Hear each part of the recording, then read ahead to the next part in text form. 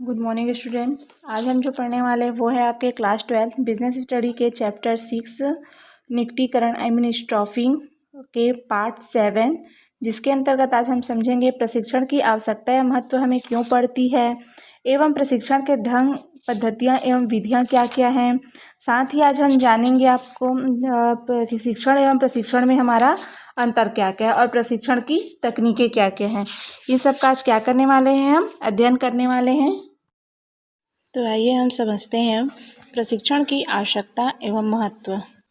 प्रशिक्षण समस्या का क्या माना गया है, समाधान माना गया है। ठीक है, वर्तमान में प्रतिदिन नए नए प्रयोग एवं आधुनिकीकरण के कारण नएपन की जानकारी प्रदान करना प्रत्येक कर्मचारी के लिए क्या हो गया है, आवश्यक हो गया है। बाजार के उत्पादकों के मध्य प्रतिस्पर्धा के कारण यह आवश्यक हो गया है कि प्रत्येक नए कार्य के लिए प्रशिक्षण की व्यवस्था की जाए।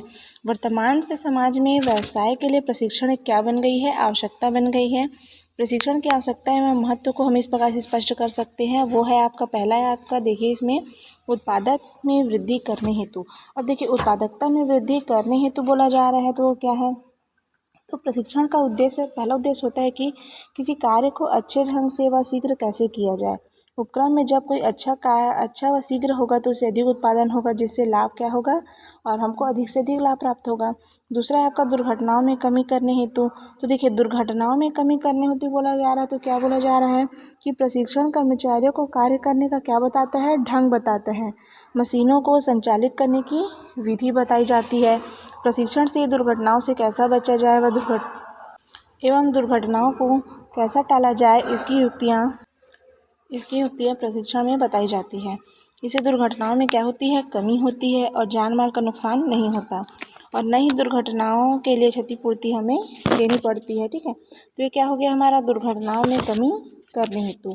अब हम समझते हैं इसी में का तीसरा हमारा आवश्यकता है क्या, तो पर्यवेक्षण एवं निर्देशन में कमी करने हेतु। आपको बोला जा रहा है कि पर्यवेक्षण एवं निर्देशन में कमी करने हेतु तो कार्यों को उचित ढंग से संपन्न कराने के लिए पर्यवेक्षण एवं निर्देशन दिया जाता है, किंतु प्रशिक्षण के पश्चात श्रमिक व कर्मचारी स्वविवेक से अपने कार्य को उचित तरीके से करते हैं। अतः प्रशिक्षण के पश्चात पर्यवेक्षकीय व निर्देशन संबंधित कार्यों की आवश्यकता क्या हो जाती है, कम हो जाती है।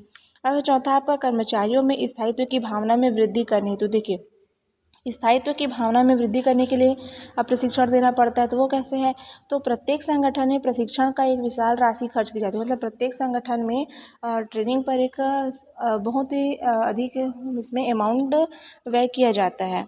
जिस कर्मचारी के प्रशिक्षण पर राशि व्यय की जाती है, सामान्यतः उस कर्मचारी को उपक्रम सेवा से पृथक नहीं करता है, अन्यथा प्रशिक्षण पर किया गया व्यय क्या हो जाएगा, व्यर्थ हो जाएगा उसका। इसी आधार पर प्रशिक्षित कर्मचारी स्वयं को उपक्रम में स्थायी समझता है और सुरक्षित सेवा की भावना से सर्वांगीण विकास होता है। अब हमारा पांचवा इसमें आवश्यकता एवं महत्व में ही, तो कर्मचारियों में गतिशीलता प्रदान करने हेतु। अब कर्मचारियों में गतिशीलता प्रदान करने हेतु क्या बोला जा रहा है, तो देखिए प्रशिक्षण इसलिए आवश्यक है क्योंकि कर्मचारियों की योग्यता, उसकी निपुणता व कार्य क्षमता में वृद्धि करने हेतु हमें प्रदान किया जाता है। अतः प्रशिक्षित कर्मचारियों को एक कार्य से दूसरे कार्य हेतु स्थानांतरित करने में हमें क्या होती है, सुविधा होती है। इसी के साथ साथ पदोन्नति करने में भी सहायता मिलती है। इस प्रकार प्रशिक्षण कर्मचारियों की गतिशीलता को क्या करता है, बढ़ाता है। अब छठवां है आपका कर्मचारियों में मनोबल का विकास करने हेतु। अब कर्मचारियों में मनोबल का विकास करने हेतु भी प्रशिक्षण देने की आवश्यकता पड़ती है, तो वो कैसे है, तो प्रशिक्षण कर्मचारियों को कार्य कौशल एवं परिपक्वता प्रदान करता है। कौशल कर्मचारियों को सुरक्षा एवं आत्मसंतुष्टि जैसे मानवीय आवश्यकताओं की पूर्ति करने में सहायता प्रदान करता है। प्रशिक्षण से कर्मचारियों में आत्मबल बढ़ता है और वे अपने आप को गौरवान्वित महसूस करते हैं। इस प्रकार प्रशिक्षण से कर्मचारियों के मनोबल में क्या होती है, वृद्धि होती है। अब सातवां का हमारा महत्व है और इसमें आवश्यकता है हमारा सातवां, कार्य परिवर्तन में सुविधा हेतु। अब देखिए कार्य परिवर्तन में सुविधा हेतु कैसे बोला जा रहा है, तो प्रशिक्षण से कर्मचारी प्रत्येक कार्य में क्या हो जाता है, पारंगत हो जाता है, जिससे उन्हें एक शाखा से दूसरी शाखा में या एक कार्य से अन्य कार्य हेतु स्थानांतरित करने में असुविधा नहीं होती। और ही साथ बड़े बड़े उपक्रमों में जहाँ कर्मचारियों की संख्या अत्यधिक होती है, वहाँ कार्य परिवर्तन स्थानांतरण आम बात होगी, है ना। अतः प्रशिक्षित कर्मचारियों के कार्य में परिवर्तन आसानी से क्या कर सकते हैं, हम कर सकते हैं। अब 8वां हमारा इसी में नवीन कर्मचारियों के लिए आवश्यक है। देखो, अब प्रशिक्षण जो भी नए कर्मचारी उसमें क्या कर रहे हैं, आ रहे हैं, उनको भी ट्रेनिंग देना हमारे लिए क्या है, बहुत ही आवश्यक है। जब तक वो ट्रेन नहीं होंगे अपने कार्य को क्या है, कुशलता से संचालित नहीं कर सकते हैं। इसलिए नए कर्मचारियों के लिए प्रशिक्षण क्या है, बहुत ही आवश्यक होता है, क्योंकि शिक्षा प्राप्ति के दौरान प्राप्त ज्ञान और वास्तविक कार्य में क्या होता है, बहुत ही अंतर पाया जाता है। और अतः इतना ही कुशल व योग्य कर्मचारी क्यों ना भर्ती किया जाए, और कार्य हेतु प्रशिक्षण प्रदान करना ही होगा, चाहे वो कितना भी शिक्षित क्यों ना हो। लेकिन जब तक मतलब शिक्षा ग्रहण करने और काम करने में क्या होता है, बहुत ही अंतर होता है। इसलिए उनको जिस कार्य में उसको करना है उसके लिए उसे क्या किया जाता है, ट्रेन किया जाता है। अब 9वां इसी में आपका निरीक्षण में सुविधा। तो निरीक्षण में सुविधा कैसे बोला जा रहा है, तो उपक्रम के स्वामी की यह कोशिश रहती है कि प्रत्येक कर्मचारी सविवेक से कार्य करता रहे व निरीक्षण द्वारा उसे अनावश्यक बाधा न पहुंचाई जाए। इस हेतु कर्मचारी को प्रशिक्षित करना आवश्यक हो गया है। प्रशिक्षित कर्मचारी का कार्य का बार बार निरीक्षण आवश्यक नहीं होता, और यदि आवश्यक भी हो तो प्रशिक्षण कार्य शीघ्र व सरलता से किया जा सकता है। इस प्रकार निरीक्षण में कमी व दुविधा के लिए भी प्रशिक्षण क्या है, बहुत ही आवश्यक माना गया है। ठीक, अब हमारा 10वां है, इसी में मशीन व सामग्री के सदुपयोग हेतु। मतलब जो हम मशीन यूज़ करते हैं, जो सामग्री उसका यूज़ करते हैं, उसके सदुपयोग हेतु उसे ट्रेन करना क्या है, बहुत ही आवश्यक माना गया है। क्योंकि कार्य के दौरान मशीन व सामग्री का दुरुपयोग ना हो, इसका ध्यान रखना भी क्या है, हमारे लिए बहुत ही आवश्यक है। यदि अप्रशिक्षित व्यक्ति द्वारा एक मशीन के गलत संचालन से मशीन जल्दी खराब होगी, तथा सामग्री उपयोग की सही विधि ज्ञात न होने से सामग्री का भी दुरुपयोग भी क्या हो जाएगा, बढ़ जाता है। अतः सामग्री व मशीन के दुरुपयोग को रोकने के लिए भी प्रशिक्षण क्या है, बहुत ही आवश्यक है। 11वां है आपका नैतिक स्तर में वृद्धि होना। अब देखिए, नैतिक स्तर में वृद्धि होना बोला जा रहा है, तो प्रशिक्षण में कार्य के उत्तम तरीकों के साथ साथ नैतिक ज्ञान की शिक्षा भी प्रदान की जाती है। वो कैसा है, तो प्रशिक्षण से कार्य करने के श्रेष्ठ तरीकों का विकास होता है, इसके कर्मचारी को आत्मसंतुष्टि प्राप्त होती है, और उसके नैतिक स्तर का भी क्या होता है, विकास होता है। 12वां हमारा महत्व है श्रेष्ठ वस्तु का निर्माण करने हेतु प्रशिक्षण देना पड़ता है। तो वो कैसे है, तो प्रशिक्षण से श्रमिक श्रेष्ठ वस्तु का निर्माण कर सकता है। वो कैसे है, तो क्योंकि उसे अच्छी वस्तु निर्मित करने व कार्य श्रेष्ठ ढंग से करने की प्रशिक्षण दिया जाता है। अतः श्रेष्ठ वस्तु के निर्माण से कर्मचारी, उपक्रम और भोक्ता भी क्या हो जाते हैं, लाभान्वित होते हैं। 13वां है आपका विकास की संभावना में वृद्धि करने हेतु। तो प्रशिक्षण कर्मचारियों व श्रमिकों की योग्यता, कार्यक्षमता तथा कार्य कुशलता को बढ़ाता है, और इससे एक और उत्पादन में वृद्धि होने से उपक्रम लाभान्वित होता है, तथा दूसरी ओर कर्मचारी के आर्थिक एवं मानसिक विकास में क्या होती है, वृद्धि होती है। साथ ही संगठन के लाभान्वित होने से वेतन व बोनस में भी क्या होती है, हमारे लिए वृद्धि होती है, जिससे कर्मचारियों का क्या होता है, व्यक्तित्व का विकास होता है। अब 14 है हमारा क्या, तो प्रतिस्पर्धा में सफलता। तो देखिए, अब हमें प्रतिस्पर्धा में सफलता प्राप्त करने के लिए भी ट्रेन किया जाता है। वो कैसे है, तो प्रशिक्षण में उत्पादन कार्य करने की नई नई विधियों की जानकारी प्रदान की जाती है, तथा कम समय में अधिक कार्य करने का ढंग भी बताया जाता है। इससे वस्तु की लागत में क्या होती है, कमी आती है, और मूल्यों की प्रतिस्पर्धा में सफलता प्राप्त की जा सकती है। ठीक है। अब 15वां इसमें क्या, औद्योगिक शांति। अब औद्योगिक शांति होता क्या है प्रशिक्षण की आवश्यकता में, तो देखिए, प्रशिक्षण के पश्चात प्रत्येक व्यक्ति अपने कार्य में क्या हो जाता है, व्यस्त हो जाता है। व्यस्तता के कारण अनुत्पाद विचार मस्तिष्क में नहीं आते हैं। इससे उपक्रम में शांति बनाए रखने में क्या मिलती है, सहायता मिलती है। दूसरी ओर प्रशिक्षण के पश्चात श्रमिक के अधिक कुशलता के कार्य करने के कारण उनकी आय में भी क्या होती है, वृद्धि होती है, जिससे अपने मन में अशांति का वातावरण नहीं बना पाते।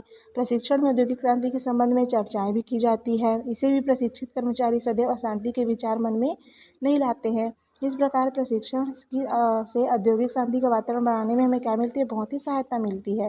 ठीक है। देखिए, प्रशिक्षण से ही क्या होता है, आवश्यकता और महत्व को प्रायः समस्त जो कंपनियां होती है वो स्वीकार कर लिया गया है।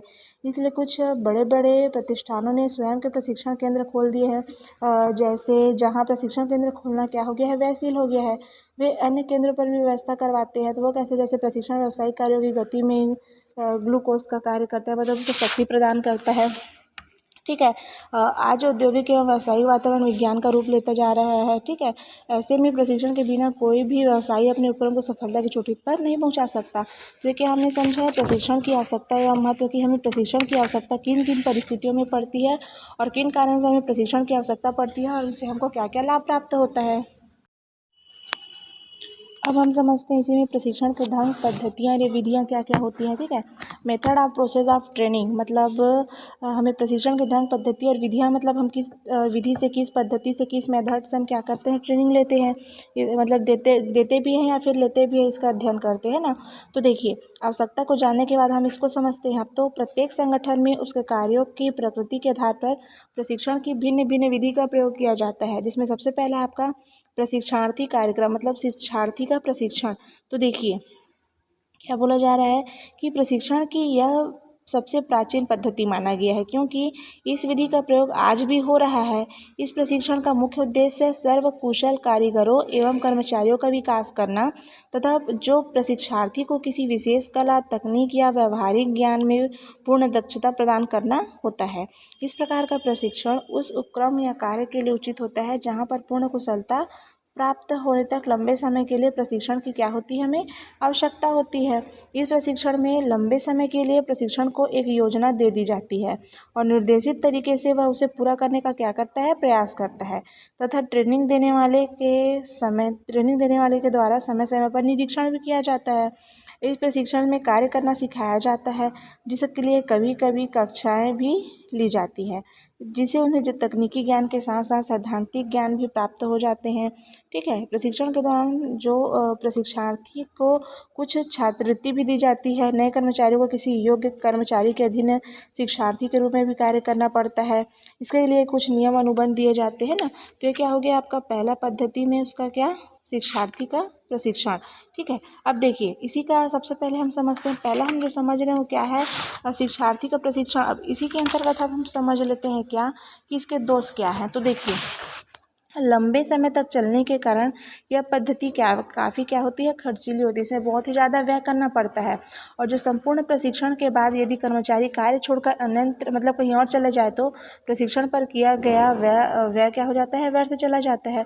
अब इसका प्रयोग हम कब कर सकते हैं, देखिए इसका मैंने आपको दोष बता दिया, लेकिन इसका विधि का प्रयोग हम कब कर सकते हैं। देखिए, तो ये ऐसे कार्य जिसके लिए लंबे समय तक प्रशिक्षण देना आवश्यक हो तथा ऐसे तकनीकी प्रकृति के कार्य जिसके लिए कृत्रिम परिस्थितियाँ निर्मित करना संभव ना हो, वहाँ एक विधि उत्तम होगी। ठीक है, अब सामान्यतः जैसे आपका हो गया ट्रांसफर्समैन, ब्रिटिंग कार्य, भवन निर्माण कार्य, फिल्टर, डिज़ाइनर आदि के इस विधि का प्रयोग किया जा सकता है। ठीक है, अब हमारा दूसरा पद्धति में चलते हैं, कार्य परिवर्तन की विधि। तो देखिए, कार्य परिवर्तन की विधि में बोला जा रहा है कि जब किसी उपक्रम के प्रत्येक कार्य के संबंध में कर्मचारी को प्रशिक्षण दिया जाता है तो भले ही वह प्रशिक्षण कार्य के दौरान दिया जा रहा हो, इसे कार्य परिवर्तन प्रशिक्षण भी कहा जाता है। इस विधि में निर्धारित अवधि के पश्चात अन्य दूसरे कार्य में लगाकर प्रशिक्षण दिया जाता है। अब इसका उद्देश्य क्या है, देखिए मैं पहले वाले का मैं आपको दोष और विधि का प्रयोग बताई थी, लेकिन दूसरे वाले में हम समझते हैं क्या उसका उद्देश्य। तो उद्देश्य क्या है, तो अधिक संख्या में योग्य कर्मचारी तैयार करना हो जाता है, कर्मचारियों को संस्था के समस्त कार्यों से अवगत कराना हो जाता है, उत्पादन की समस्त तकनीकी ज्ञान कर्मचारियों को प्रदान करना, किसी कर्मचारी के अस्वस्थ हो रहने या अवकाश होने पर कार्य निर्बाध गति से संचालित करना। ठीक है, अब इसका ये उद्देश्य मैं आपको बता दी दूसरी पद्धति का। अब इसका लाभ क्या है आपका, तो कर्मचारियों सभी कार्यों में क्या हो जाते हैं, परिचित हो जाते हैं। कोई भी कार्य किसी भी कर्मचारी से क्या हो सकता है, इसको कराया जा सकता है। कर्मचारियों में प्रतिस्पर्धा की भावना क्या होती है, जागृत होती है और उत्पादन कार्य तीव्र गति से भी होता है। ठीक है, अब इसकी उपयोगिता मतलब इसके विधि का उपयोग क्या है, तो देखिए यह विधि उन उपक्रमों के लिए उपयुक्त है जहां किसी भी स्थिति में कार्य को रोकना क्या है, अनुपयुक्त होता है तथा जहां किसी भी समय किसी भी कर्मचारी से कोई भी कार्य लेना क्या हो जाता है, आवश्यक हो जाता है। तब इस विधि का क्या कर सकते हैं, हम प्रयोग कर सकते हैं। तीसरी पद्धति के अंतर्गत है अपना क्या, तो कार्य से पृथक या द्वार प्रकोष्ठ प्रशिक्षण। ठीक है, तो देखिए द्वार प्रकोष्ठ प्रशिक्षण में कार्य का प्रशिक्षण एक अलग विशेष कार्यशाला या प्रशिक्षणशाला में दिया जाता है। कारखाने से हटकर अलग स्थान में कारखाना जैसे स्थित निर्मित कर निरीक्षण दिए जाने के कारण इसे क्या कहा जाता है, प्रकोष्ठ कहा जाता है। अब इसकी विशेषता या उद्देश्य क्या बोला जा रहा है, तो देखिए तीसरी पद्धति के अंतर्गत हमारा उद्देश्य है कि प्रशिक्षण अनुभवी कारीगर व प्रशिक्षकों द्वारा एक व्यवस्थित कार्यक्रम तैयार कर प्रदान किया जाता है। ठीक है, दूसरा है इसमें जो प्रशिक्षार्थी प्रत्येक कार्य को अत्यंत ही सावधानीपूर्वक क्या होता है, सीखता है और प्रशिक्षण की असुविधाओं को दूर कर दिए जाने के कारण कार्य को जल्दी सीखना क्या हो जाता है, आसान भी हो जाता है। और साथ ही साथ वास्तविक कार्य से दूर होने के कारण प्रशिक्षार्थियों में घबराहट या हिचकिचाहट नहीं होती है। इस प्रशिक्षण से उपक्रम के नियमित कार्य में कोई बाधा उत्पन्न नहीं होती और प्रशिक्षण के दौरान प्रशिक्षण लेने वाले को कुछ छात्रवृत्ति भी दी जाती है, बाद में उसे उस कार्य का रख लिया जाता है। ठीक है, अब इसकी विधि क्या है, उपयोगिता क्या है, तो किसी विशिष्ट कार्य को सिखाने के लिए यह प्रशिक्षण उपयुक्त होता है, जैसे टाइपिंग, स्टेनो, नृत्य कला आदि। ठीक है, मतलब कार्यों से पृथक या प्रकोष्ठ प्रशिक्षण की आवश्यकता इस विधि द्वारा किया जा सकता है ना। अधिक संख्या में एक साथ विशिष्ट प्रशिक्षण के लिए विधि क्या होती है, बहुत ही ज़्यादा उपयुक्त मानी जाती है। अब चौथा है आपका कार्य पर प्रशिक्षण। तो देखिए कार्य पर प्रशिक्षण क्या बोला जा रहा है, तो ऑन द जॉब ट्रेनिंग। ठीक है, तो यह प्रशिक्षण की अत्यंत महत्वपूर्ण विधि है। इस विधि का उद्देश्य कम से कम समय में कार्य से क्या करना है, परिचित कराना है। इस विधि में कार्य के दौरान प्रशिक्षण दिया जाता है और एक और कार्य चलता रहता है तथा दूसरी ओर इसकी गतिविधियों क्रियाओं को प्रशिक्षार्थियों को परिचित कराया जाता है। इसे कर्मचारी स्वयं क्रियाओं को अपनी आंखों से देखता ही भी है और विधि में प्रशिक्षण द्वारा देने वाला पर्यवेक्षक तथा प्रशिक्षण काफ़ी दक्ष व कार्यकुशल भी हो जाता है। अब इस विधि का प्रयोग कब किया जाता है, तो देखिए इस विधि का प्रयोग कार्य सरल प्रकृति का हो तब किया जाता है, प्रशिक्षार्थियों की संख्या कम हो तो, कार्य के दौरान कार्य में जोखिम कम हो तो, कार्य की वास्तविक परिस्थितियों में अत्यंत कभी उत्पन्न कराना कठिन हो तो। ठीक है, तब इस प्रशिक्षण का क्या किया जाता है, प्रयोग किया जाता है। अब अगला ढंग हमारा क्या है प्रशिक्षण का, तो प्रशिक्षण केंद्रों पर प्रशिक्षण। अब देखो क्या बोला जा रहा है, प्रशिक्षण केंद्रों पर प्रशिक्षण बोला जा रहा है ना। तो इस विधि में आवश्यकता अनुसार सर्वप्रथम प्रशिक्षण केंद्रों की स्थापना की जाती है। ये केंद्र सरकार द्वारा या वास्तविक संस्थाओं द्वारा स्थापित किए जाते हैं। ये केंद्र विशिष्ट तकनीकी ज्ञान का ही क्या करते हैं, प्रशिक्षण प्रदान करते हैं। इस प्रशिक्षण केंद्रों पर सैद्धांतिक प्रशिक्षण के स्थान पर व्यवहारिक प्रशिक्षण पर भी बल दिया जाता है। चूँकि प्रशिक्षण केंद्रों पर यह प्रशिक्षण दिया जाता है अतः उत्पादन पर कोई प्रभाव नहीं पड़ता। अब इस विधि का प्रयोग कब किया जाता है, तो यह विधि विशिष्ट व तकनीकी प्रकृति के कार्य के लिए श्रेष्ठ विधि मानी गई है। साथ ही प्रशिक्षार्थियों की संख्या अधिक होने पर इस विधि का प्रयोग क्या हो गया है, बहुत ही ज़्यादा लाभप्रद हो गया है। अब छठवां है हमारा पद्धति में, तो अनुभवी कारीगरों द्वारा प्रशिक्षण। तो देखिए अनुभवी कारीगरों द्वारा दिया जाने वाला प्रशिक्षण उस स्थिति में महत्वपूर्ण उपयोगी होता है, क्योंकि जब अनुभवी कारीगरों को सहायकों की आवश्यकता होती है तो वह प्रशिक्षण की यह पद्धति उन व्यवसायों के लिए क्या करती है, उपयोगी होती है, जिनमें कारीगर अपने वाले कार्य द्वारा क्रियाओं की एक श्रृंखला को क्या करते हैं, निष्पादित करने के लिए आगे बढ़ता है। सातवां है इसमें आपका पर्यवेक्षकों द्वारा प्रशिक्षण। अब देखिए क्या बोला जा रहा है सातवां में, पर्यवेक्षकों द्वारा परीक्षण। तो देखिए प्रशिक्षण, तो इस प्रकार का प्रशिक्षण संस्था के पर्यवेक्षकों, निरीक्षकों या अधिकारियों द्वारा दिया जाता है। ये अधिकारी या पर्यवेक्षक सामान्यतः प्रशिक्षार्थियों के निकटतम अधिकारी होते हैं, अतः अपने अधिकारियों से संपर्क करने का पूर्ण अवसर उनको क्या हो जाता है, प्राप्त हो जाता है। इस विधि में कार्य के दौरान प्रशिक्षार्थियों की योग्यता व कुशलता की पहचान करने में हमें क्या होती है, काफ़ी सुविधा होती है। और आठवां है आपका संयुक्त प्रशिक्षण। ठीक है, तो देखिए इंटर्नशिप बोला जाता है इसी को। तो इस प्रशिक्षण का प्रमुख उद्देश्य व्यवहारिक व सैद्धांतिक दोनों प्रकार का प्रशिक्षण होता है। कुछ तकनीकी संस्थान मिलकर संयुक्त रूप से कर्मचारियों को प्रशिक्षण प्रदान करते हैं, इसलिए इसे क्या कहा जाता है, संयुक्त प्रशिक्षण कहते हैं। मतलब मिला जुला प्रशिक्षण, मतलब संयुक्त रूप से मिला जुला प्रशिक्षण। यह प्रशिक्षण भी लंबे समय तक चलता है, अतः अत्यंत ही खर्चीला होता है। ठीक है, अब नौवां है आपका समस्या अध्ययन विधि। तो देखिए यह प्रशिक्षण की आधुनिक विधि मानी गई है, क्योंकि इस विधि का विकास सर्वप्रथम अमेरिका के हार्वर्ड स्कूल में 1920 या 1925 के मध्य हुआ था। क्योंकि इस विधि में किसी एक समस्या को विद्यार्थी को दे दिया जाता है तथा उसे अपना निर्णय लेने को कहा जाता है। इस समस्या पर कुछ सैद्धांतिक ज्ञान पहले से प्रदान कर दिया जाता है। ठीक है, विद्यार्थियों द्वारा सही निर्णय न लेने पर उचित निर्णय लेना बताया जाता है तथा शिक्षार्थियों की संख्या क्या हो जाती है, कम है तथा कम खर्च में सक्षम है, वहाँ के लिए विधि क्या है, बहुत ही उपयुक्त है। अब 10वां है आपका क्या, तो सेमिनार एवं सम्मेलन विधि। तो देखिए इस विधि में 20 से 30 प्रशिक्षण आपस में विचारों का आदान प्रदान करते हैं, एक दूसरे के विचारों से कुछ सीखने को मिलता है आपसी विचार सुनने और व्यस्त रहने पर मन की दुर्बलता व संकोच समाप्त हो जाता है। ठीक है, तो इस विधि द्वारा विभिन्न विकल्पों में से श्रेष्ठ का चयन ठीक ढंग से किया जाता है। विभिन्न उपक्रमों एवं संस्थाओं द्वारा ऐसे सेमिनार और सम्मेलन आयोजित किए जाते हैं। और आखिरी चलते हैं प्रशिक्षण की विधि में, तो अपना क्या है 11वां परिचय प्रशिक्षण। तो देखिए इंट्रोडक्शन ट्रेनिंग, तो कर्मचारियों के चयन के पश्चात उसे सीधे कार्य करने हेतु कहा जाए तो वह अपने आप को कुछ असमर्थ महसूस करता है। इस हेतु कार्य के आवंटन के समय कुछ दिनों के लिए उसे कार्य से परिचय कराया जाए, कार्य करने के आचार व्यवहार से परिचय कराया जाए। इस परिचय में संस्था के अन्य सहयोगियों से परिचय कराया जाता है, संस्था के उद्देश्यों को बताया जाता है। इस परिचय से प्रशिक्षण में पूर्व अनुभवी अधिकारी द्वारा परिचय प्रशिक्षण दिया जाता है।